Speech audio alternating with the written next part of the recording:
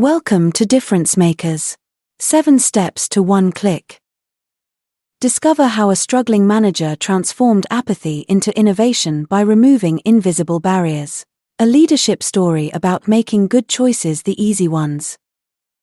Have you ever watched your best ideas drift into silence, while frustration seeps in like a thick fog? In the fast-paced world of pulse technologies, Reid struggles to engage his team in a critical innovation initiative, facing overwhelming resistance. How can he transform apathy into enthusiasm and create a culture of collaboration? Perhaps you too have felt the sting of unrecognized potential and wondered how to bring your vision to life.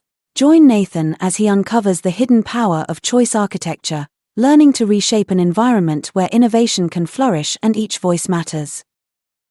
I stared at the dashboard, clicking the refresh button for the 10th time that morning. The counter still showed just 3 submissions, 3 out of 200 employees, 2 weeks in, and this was all I had to show for my innovation initiative. Come on, I muttered, scrolling through the 7-step application process I'd designed. The form was comprehensive, logical, covering everything from initial concept to resource requirements and implementation timelines. It was thorough. It was professional. It was sitting completely unused. 6 weeks earlier, Olivia had called me into her office, her expression serious but excited. "Nathan, I'm giving you something important," she'd said, leaning forward across her immaculate desk. "We need fresh thinking that cuts across departments. You're perfect for this." Perfect. The word now mocked me as I closed my laptop, rubbing my tired eyes.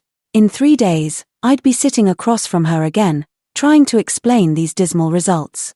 I'd been so certain that good ideas would naturally fight their way through my thorough process, that quality would rise to the top if the structure was solid enough. I slumped back in my chair as another polite rejection pinged into my inbox. "Thanks, Nathan, but I'm swamped this week. Perhaps next month," wrote Rajiv from Product Development. "Process seems a bit involved. We'll try to look at it when things calm down," came from Emma in marketing. "Sorry mate, got 3 deadlines this week," said Dan's message. With each response, my stomach tightened. I'd spent the morning crafting detailed explanations, complete with highlighted sections of the form and bullet-pointed instructions. I'd even created an FAQ document that addressed every possible concern. Nothing helped. The counter remained stubbornly at 5 submissions. "Don't they understand how important this is?" I muttered, drafting yet another email. This time, I emphasized Olivia's personal interest and added CEO-endorsed initiative to the subject line. It felt desperate, but I was desperate. By Wednesday afternoon, watching the submission counter inch up to just 7 entries, I found myself wondering if the team simply didn't care about innovation. After all, I'd given them every possible resource and explanation. The process was clear. The importance was obvious. Now I had less than 48 hours to figure out how to explain these numbers to Olivia. I escaped to my car during lunch, desperate for some space to think. The ignition stayed off as I slumped in my seat, pulling out my phone to distract myself. Without much thought, I tapped on my podcast app, selecting the latest episode of Difference Makers that I'd been saving. In this episode, we're discussing the hidden power of choice architecture. The host's confident voice filled the car.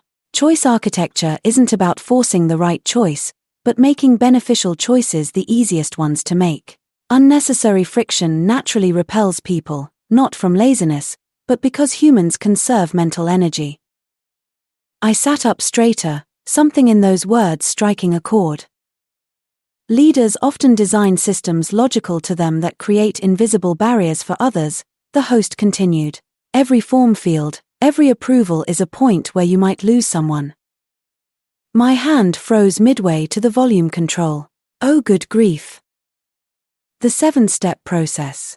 The multiple approvals. The mandatory presentations. I wasn't facilitating innovation, I was smothering it under layers of friction.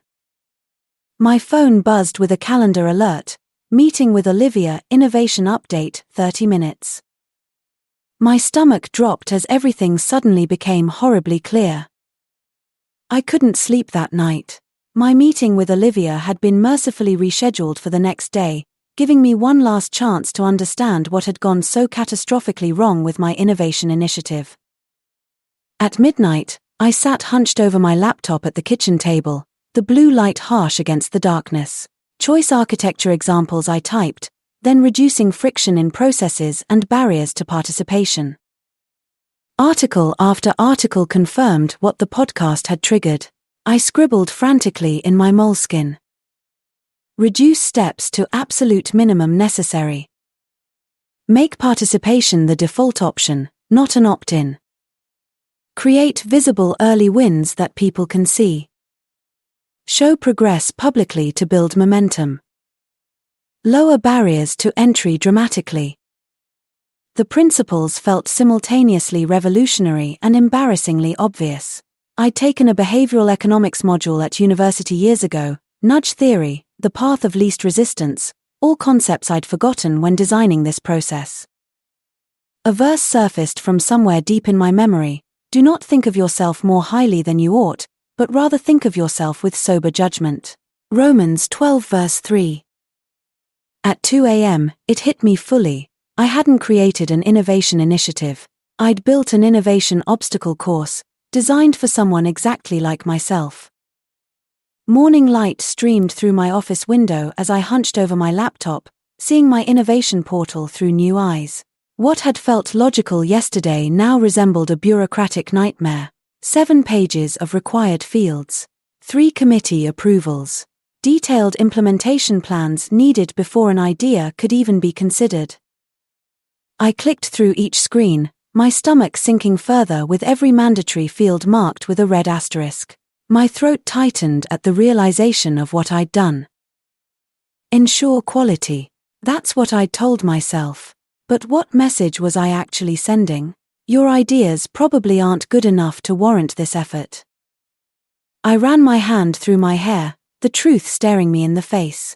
I'd created a system that made perfect sense to me, detail-oriented, process-driven Nathan, without considering how utterly overwhelming it would feel to anyone else. This wasn't selecting for good ideas. It was selecting for stubbornness. Only those persistent enough to battle through my fortress of forms would make it through, regardless of their idea's merit. I'd designed the exact opposite of what I'd intended. Perfect, methodical, and completely wrong. I cleared my calendar for the entire day. Meetings were cancelled or delegated. I needed total focus.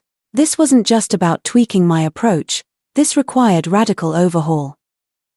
I grabbed a yellow sticky note and scrawled my new mantra: make the right choice the easy choice. Slapping it on my monitor, I dove in. The old portal was nuked by 10 a.m. In its place emerged something barely recognizable, a digital suggestion box accessible from any company device. The elaborate 7-step form? Gone. Replaced with a single question: what's your idea to improve Pulse Technologies? Anonymous submissions now allowed. A department leaderboard to spark friendly competition. Most radically, I flipped the entire participation model. Everyone was now automatically enrolled to submit at least one idea per quarter. They'd have to actively opt out if they didn't want to participate. As midnight approached, I finally hit deploy on the new system. It would go live first thing tomorrow. Slumping back in my chair, doubt crept in like a cold draft. Had I overcorrected? Would Olivia see this dramatic shift as an admission of incompetence rather than adaptability? Was it too late to salvage not just the initiative, but possibly my role at the company? I hit send on the company-wide email and watched it disappear into the digital ether, my heart hammering against my ribs. The bright red "Share Your Idea" button stared back at me from my own inbox, both accusation and opportunity. What had I done? Completely demolished my original system without Olivia's approval. Publicly admitted failure to the entire company. Promised results I couldn't guarantee. My tablet felt slippery in my sweaty palms as I walked the long corridor to Olivia's office. Each step brought a fresh wave of doubt. She'd entrusted me with this initiative because she thought I was methodical, thorough. Now I was about to tell her I'd binged on behavioral economics research at midnight and rebuilt everything from scratch. The notification sound on my tablet pinged. Then again. And again. My screen lit up with alerts. Idea submissions already trickling in. 3, 5, 8. By the time I reached Olivia's door, the counter showed 17 new ideas. I took a deep breath, squaring my shoulders. This wasn't just about saving the initiative anymore. It was about the leader I wanted to become, someone who could admit mistakes, adapt quickly, and create environments where others could succeed. I knocked on her door. "You completely redesigned the system overnight?" Olivia asked, eyebrows raised. "Yes," I admitted, swallowing hard. The original design created too much friction. I focused on process control rather than participation. "And the results so far?" I glanced at my tablet, which had pinged twice more since I'd entered her office. 7 new submissions since the email went out 15 minutes ago. "That's promising. But Nathan, why didn't you realize this earlier?" The question stung, but I answered honestly. I designed a system that made sense to me without considering how it would feel to others. I was thinking about the destination, not the journey.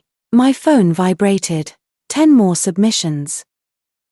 "I've been listening to a podcast," I continued, "that talks about how the environment we create subtly guides decision-making. I created an environment that discouraged participation while expecting the opposite." "And what have you learned?" "That leadership isn't about perfect systems, but creating environments where people thrive with minimal resistance. If I want innovation, I need to make innovating easier than not innovating." Olivia smiled slightly. "Show me in 2 weeks if this approach works." 1 week later, I stared at the dashboard in disbelief. 143 ideas submitted.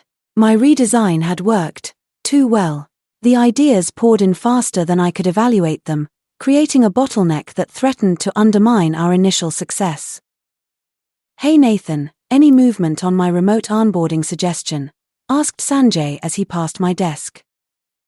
Still reviewing it, I mumbled, feeling my face flush. That was the 4th similar inquiry today. I'd solved one problem only to create another, with myself as the new obstruction.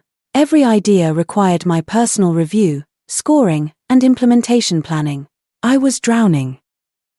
That night, I revisited the Difference Makers podcast. The host's words hit me like a revelation: distribute authority along with responsibility. Leaders who hoard decision-making create systems that move at the speed of one person. I realized I'd removed friction for idea submission but created a massive bottleneck at implementation: me. I was still clutching control, afraid to trust others with evaluation and execution. The next morning, I sketched out a new approach: cross-functional innovation squads with immediate authority to implement smaller ideas, plus a transparent tracking board showing each idea's journey toward implementation. I stood in the center of the conference room, my nervous pulse finally settling as I clicked to the final slide. The room erupted in applause. Some of it polite, perhaps, but much of it genuine. The numbers on the screen told a story even the skeptics couldn't deny: 87 ideas implemented, participation from every department, 3 major product enhancements in development. The secret wasn't creating a perfect system, I explained, catching Olivia's approving nod from the back row. It was creating the right environment, one where contributing felt natural and rewarding. I described our weekly celebration rituals, how we showcased small wins rather than waiting for major breakthroughs, how we'd redesigned the invisible architecture of choice at Pulse Technologies to make participation the default path rather than the exceptional one. As people filed out, Myra, who had submitted our most promising product enhancement, lingered behind. "That podcast really changed your thinking, huh?" she asked with a knowing smile. "We hope that you have been inspired by this story. Join Difference Makers and get more faith-driven insights on leadership, neuroscience, and personal growth, one story at a time." Or if you're ready for real change, let's explore whether MAD coaching is right for you. Take our MAD free quiz now with no obligation. Remember, real change starts with the right habits. As a paid subscriber to Difference Makers, you have full access to the MAD coaching habit for this story that empowers you with the practical steps to put this MAD habit into practice in your life. Click on the link in the show notes, or visit differencemakers.substack.com and look for MAD coaching habits. If you are still a free subscriber, consider upgrading. Then you too will be able to benefit from this MAD habit this week. Take a 7-day trial on us now and discover the difference for yourself.